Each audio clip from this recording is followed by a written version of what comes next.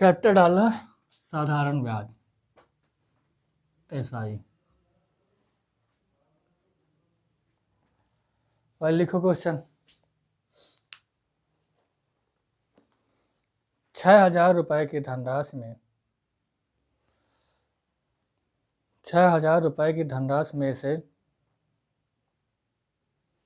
5% की दर से 5% की दर से 8 वर्षों के लिए 8 वर्षों के लिए तथा शेष धनराशि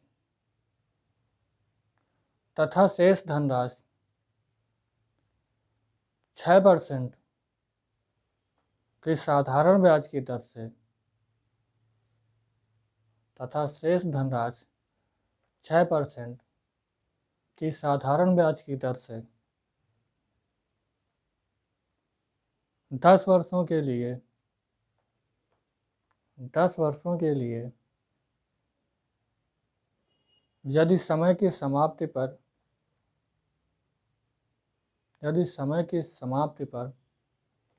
समान ब्याज मिलता हो समय की समाप्ति पर समान ब्याज मिलता हो तो ज्ञात कीजिए अलग अलग दर पर दी गई राशि कितनी है।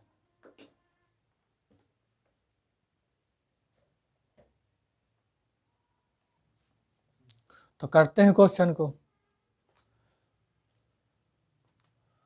देखो भाई 6,000 रुपए को क्या करता है, बांटता है।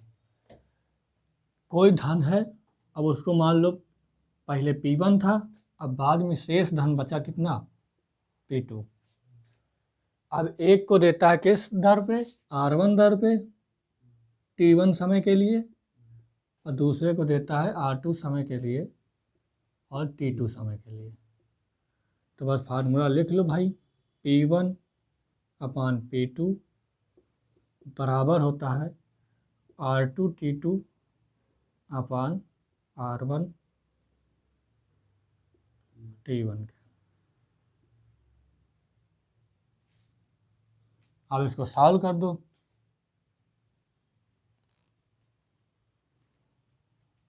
P1 P2, अब यहाँ R2 और T2 रखना है, तो R2 की वैल्यू कितनी है, R2 की कितनी है, सेकेंड परसेंटेज बताना, 6%, और T2 कितना है समय 10, R1 कितना है 5, और T1 कितना है 8। रख दो भाई वैल्यू, 6 × 10 बटे 5 × 8, काट दो भाई, 5 दूनी 10 और 2 चौको 8, और यहाँ 2 से और काट दोगे तो 2 3 6, यानी 3:2। टोटल वैल्यू हो गई कितनी, 3 2 5, 5 बराबर 6,000 के, तो 3 बराबर कितनी आ गई,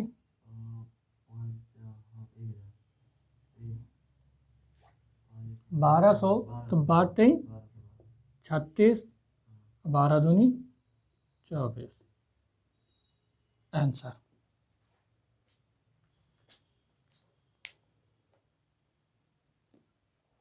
नेक्स्ट क्वेश्चन लिखो।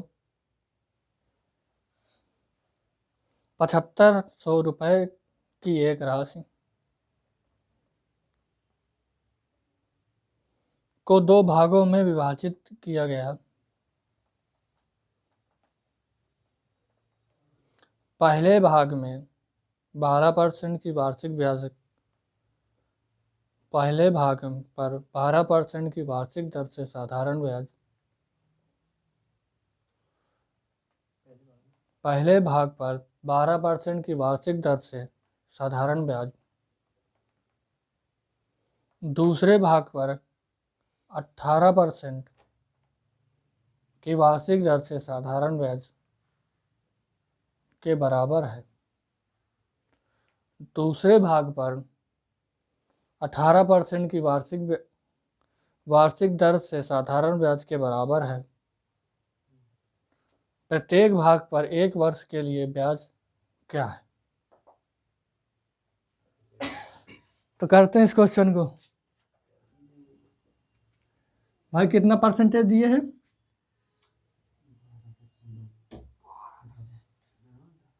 12% और 18%। तो देखो यहाँ पे 12% दिया गया है R1, साल देखो एक ही है, ठीक। यहाँ इसी तरह किए होते तो गलत नहीं होता। अब यहाँ पे क्या हो जाएगा, 18% और यहाँ पे कितना साल दिया है, 1। तो कर दो भाई, P1 अपान P2 बराबर R2 R1, यानी 18 × 1 बटे 12 × 1। काट दो, 6 दूनी 12, 36 18 और 6 दूनी 12, यानी 5। तो 5 बराबर हो जाएगा 6000 के। तो 3 बराबर कितना हो गया, 7500 है यहाँ पे। तो भाई यहाँ 7500 लिख लो। तो यहाँ हो जाएगा 7500। तो यहाँ हो जाएगा 3 बराबर 1 बराबर हो गया 1500 के। तो यहाँ हो जाएगा 4500 और ये हो जाएगा, ठीक। अब देखो दोनों के ब्याज क्या कहता है, बराबर है। दोनों के ब्याज तभी बराबर होगा जब छोटे वाले में बड़ा परसेंटेज की दर दी गई होगी और जब बड़े वाले में छोटे परसेंटेज की दर दी गई होगी। तो भाई यही कर लो। यहाँ P1 की वैल्यू कितनी आई, देखो यहाँ पे देखो, ध्यान दो, P1 की वैल्यू कितनी आई, 4500। और यहाँ P2 की कितनी आई, 3000। अब P1 को देता कितने में है, 12% में। 4500 × 12% और × 1/100। काट दोगे, 12 × 60 और 12 चौको 48, 48 और 6 540। अब इसमें भी दोगे तो तुम्हारा 540 ही आएगा, चाह करके देख लो। तो कितना आ जाएगा, साधारण ब्याज 540, क्योंकि क्या होता है, बराबर आता है। तो P1 की वैल्यू चाहे P1 की रख के कर लो और चाहे P2 की रख के कर लो। P2 की रखोगे तो कितना परसेंटेज लगाना पड़ेगा, 18% में दी गई है तो 18% में निकालोगे उसको। P1 को दिया गया 12% में, तो 12% में निकालोगे, ठीक। नेक्स्ट क्वेश्चन लिखो। 2800 रुपये एक धनराशि इस तरह से 2 भागों में बांटती है, इस तरह से 2 भागों में बांटती है कि दोनों भागों को बराबर ब्याज मिलता है, कि दोनों भागों को बराबर ब्याज मिलता है। यदि पहले भाग को 5 वर्ष के लिए, यदि पहले भाग को 5 वर्ष के लिए 9% प्रतिवर्ष की दर से दिया गया, 9% प्रतिवर्ष की दर से दिया गया, और दूसरे भाग को 6 वर्ष के लिए, दूसरे भाग को 6 वर्ष के लिए 10% प्रतिवर्ष की दर से दिया गया, 10% प्रतिवर्ष की दर से दिया गया। दोनों भाग ज्ञात कीजिए, दोनों भाग ज्ञात कीजिए। तो करते हैं इस क्वेश्चन को। बताओ भाई, डाटा बताओ। इलाहाबाद पटना से 2800 रुपये धनराशि हाँ, इस तरह भागों बांटी गई। यदि पहले भाग में 5 वर्ष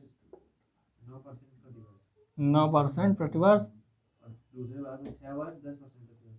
हाँ, तो राशि क्या, और टाइम कितना दिया है, ये 5 वर्ष 5 वर्ष, फिर 10 10 वर्ष। और ये R2 कितना दिए है, नहीं जो R2 10 वर्ष 10%। हाँ, और T वो 6 है ना, ठीक।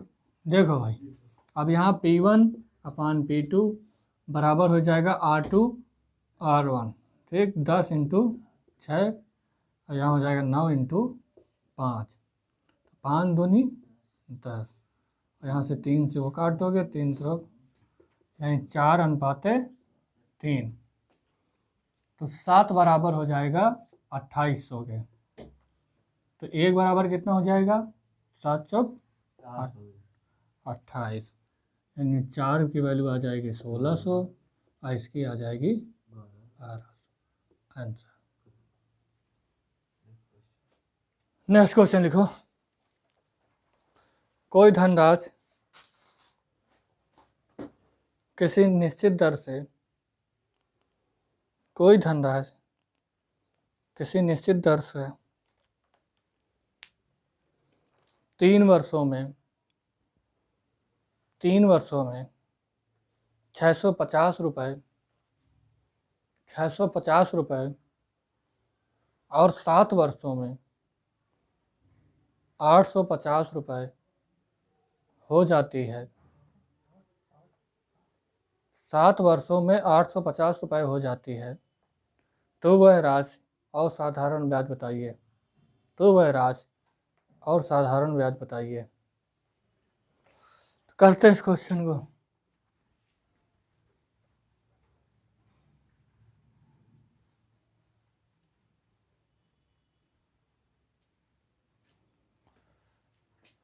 भाई क्या कहता है, एक धनराशि है जो 3 वर्षों में कितनी हो जाती है? 650, ठीक, और फिर वो जो है 7 वर्षों में हो जाती है 850। अब यहाँ ध्यान देना कि साधारण ब्याज में क्या होता है, हर वर्ष समान ब्याज ही मिलता है। ये नहीं कि इस वर्ष दूसरा ब्याज मिले, अगली बार दूसरा हो जाएगा, वो फिर क्या हो जाएगा? चक्रवृद्धि ब्याज हो जाता है। ब्याज के ऊपर ब्याज मिले तो यानी चक्रवृद्धि ब्याज। यहाँ क्या होता है, जो मूलधन होता है उसी मूलधन में ब्याज मिलता है। यहाँ कोई मूलधन रहा होगा, ठीक, तो इसी मूलधन पे जितना ब्याज मिलेगा उसी क्रम से क्या है, आगे मिलता चला जाएगा। तो अब यहाँ देखो 3 वर्ष में वो 650 है और 7 वर्षों में 850 है, यानी गैप कितना है? 4 वर्ष का गैप है। और कितना धन में कमी है और बढ़त है? 200 रुपये की, यानी 4 वर्षों में उसको कितना ब्याज मिला? 200। 4 वर्षों में 200 रुपये ब्याज मिल गया भाई, ठीक। तो 1 वर्ष में कितना मिलेगा? 50। अब देखो वो यहाँ ध्यान देना, यहाँ कोई पी रहा होगा यानी मूलधन रहा होगा। 3 वर्ष बाद ये कितना हुआ है? 650। तो 3 वर्ष में कितना दिया गया होगा? 150। 1 वर्ष में 50 दिया गया, तो 3 वर्ष में कितना दिया गया होगा? 150। तो भाई ये x से 150 जब जोड़ देंगे तो कितने के बराबर हो जाएगा? 650 के। तो ये कितना रहा होगा? 500। तो ये क्या है? मूलधन हो गया। मूलधन 500, ब्याज हो गया तुम्हारा 150। अगर पूछे दर कितना आएगा, अगर ये पूछ ले कि दर कितनी आएगी, तो दर कितनी आएगी? 1 साल का ब्याज कितना है? 50, मूलधन कितना है? 500 इंटू 100, काट दोगे तो आ जाएगा 10%। मगर तुम्हारा आंसर यहाँ पूछा गया साधारण ब्याज कितना है और मूलधन कितना है। ये समझने के लिए भी हो गया कि परसेंटेज कैसे निकालोगे। फिर से समझ लो एक बार। पी यानी मूलधन कोई रहा होगा, ये नहीं मालूम है, मगर 3 वर्ष बाद ये पता है कि 3 वर्ष बाद वो धनराशि हो जाती है 650 और 7 वर्ष बाद हो जाती है वो धनराशि 850। तो यहाँ गैप कितना है? 4 वर्षों का। हर वर्ष वो एक निश्चित ही ब्याज उसको मिलता रहा होगा। तो 4 वर्ष में कितना ब्याज मिला उसे? 200। 4 वर्ष में मिला 200, तो 4 वर्ष में मिला 200, तो 1 वर्ष में कितना मिला? 50 के। अब यहाँ ध्यान दो कि ये भी तो 3 वर्ष आगे है, कि 3 वर्ष बाद 650 रुपये हुआ था, तो 3 वर्ष में कितना मिला होगा इसको? 150। तो ये जो मूलधन रहा होगा वो इससे कितना कम रहा होगा? 150। बस मूलधन 150 मतलब 500 आ गया, और ये ब्याज कितना हो गया? 150। अब 3 वर्ष में 150 मिला, तो यहाँ 1 वर्ष में कितना मिलता है ब्याज? 50। अब अगर वो पूछ ले तुम्हारा क्या कहते हैं दर, तो 1 वर्ष का ब्याज अब बटे मूलधन इंटू 100 बराबर दर, यानी 10% की दर से मिल जाएगी। देखो ये 1 मिनट, यहाँ ये आंसर नहीं है, आंसर आएगा 1 वर्ष का ब्याज यानी 50। ठीक, और दर ये हो जाएगी 10%। नेक्स्ट क्वेश्चन लिखो। कोई धनराशि साधारण ब्याज पर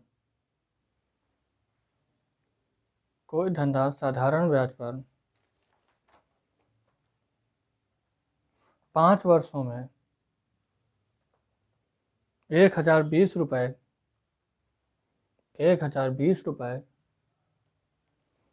तथा 8 वर्षों में 1200 रुपये हो जाती है।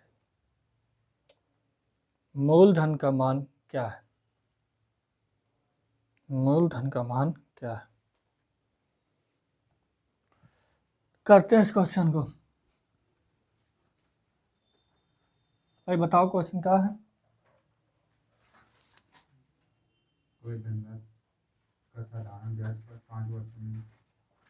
5 वर्षों में 1020, 5 वर्षों में जो है वो हो जाती है 1020। 8 वर्षों में 1200 हो जाती 8 वर्षों में हो जाती है वो 1200। ठीक, तो 8 वर्षों में मतलब यहाँ से ना, 8 वर्षों में, तो यहाँ कितने वर्ष हो गए? 3 वर्ष। अब वो कहता है कि 1020 है और फिर 3 वर्ष बाद कितनी हो जाती है? 1200। तो 3 वर्ष में कितनी बढ़ी है? 180। तो 3 वर्ष में बढ़ी 180, तो 1 वर्ष में कितना बढ़ेगी? 60। अब यहाँ ये देखो 1020 है, 5 वर्ष का गैप है, तो 5 वर्ष का हमें पता चल जाए तो हो जाएगा। तो 5 वर्ष का कितना हो जाएगा? 300। तो यहाँ हो जाएगा 300 प्लस के 3, यानी P से 300 जोड़ दिया गया तो 1020 आ गया। तो अब हम 1000 में 300 घटा देंगे तो P की वैल्यू कितनी आ जाएगी? 720 ना आंसर। मूलधन ही पूछा था।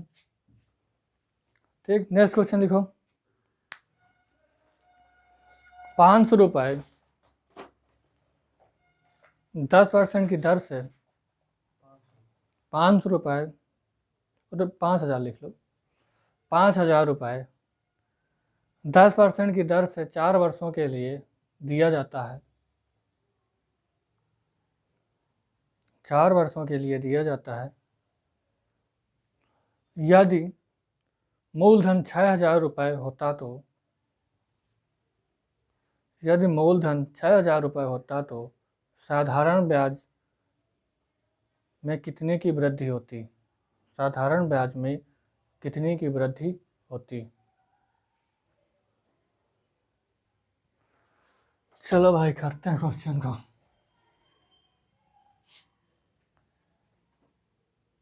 देखो यहाँ एक चीज़ और समझ लो, इतना बड़ा सवाल नहीं लगाना है। वो कहता है कि पहले 5000 रुपये थे, अब उसके पास 6000 रुपये हो गए। ठीक, यानी 1000 रुपये क्या हो गया? बढ़ गया। और साधारण ब्याज की एक प्रॉपर्टी बढ़िया अच्छी रहती है कि उनमें क्या होता है? चक्रवृद्धि ब्याज नहीं मिलता। जितना बढ़ेगा उसी में क्या हो जाएगा? एक्स्ट्रा और मिल जाएगा। मतलब ये है कि यहाँ कितना बढ़ा? 1000। 1000 में कितना देता है? 4%, 10 वर्षों का। बस इतना और निकालो। अधिक ही तो पूछे भाई, कितना आया आंसर? ठीक, यहाँ 5000 का निकाल के फिर 6000 का निकाल के फिर 6000 में 5000 वाला घटा के 400 निकालना, टाइम वेस्ट करना है। कितना ज़्यादा है? 1000 रुपये। तो 1000 रुपये में ही तो एक्स्ट्रा और देता होगा साधारण ब्याज। जो अधिक ब्याज देगा वो किस में देगा? एक्स्ट्रा वाले में देगा, 1000 रुपये में देगा। तो 4% इंटू 10 निकाल दोगे, 400%, वो 400 रुपये आ जाएगा। नेक्स्ट क्वेश्चन लिखो।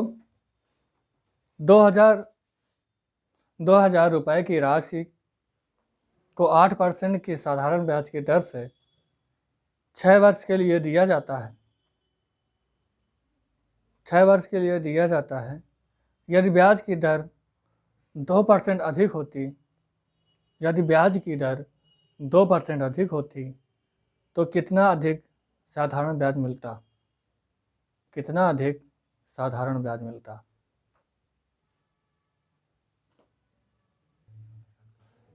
तो करते हैं इस क्वेश्चन को। देखो यहाँ पे क्या हुआ है कि 6,000 रुपये, बताओ इधर 6,000 रुपये था,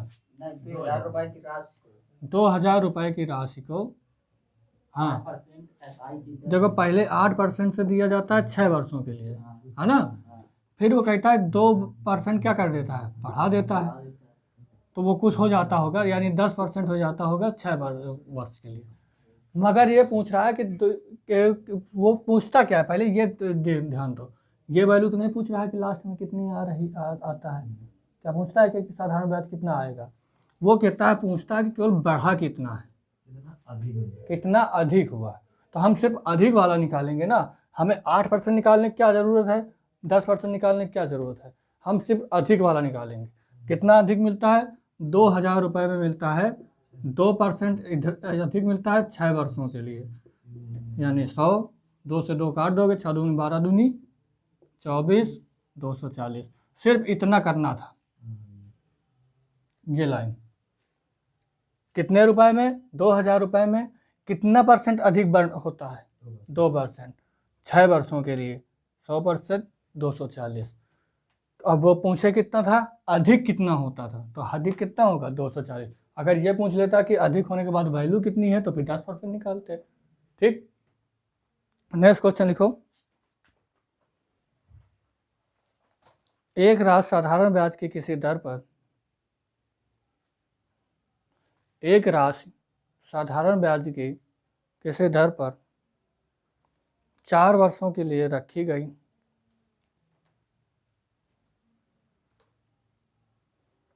4 वर्षों के लिए रखी गई।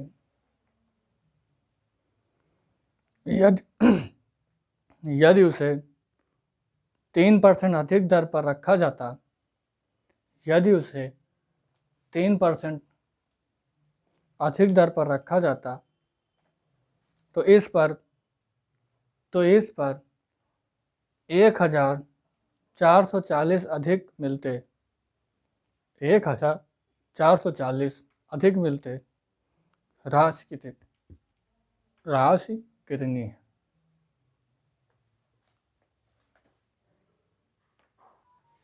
तो करते हैं इस क्वेश्चन को। अब देखो वो क्या कहता है कि 3% अधिक देता है, 3%। अब देखो यहाँ ध्यान देना कि 3% अधिक देता है कितने वर्षों में? 4 वर्षों में।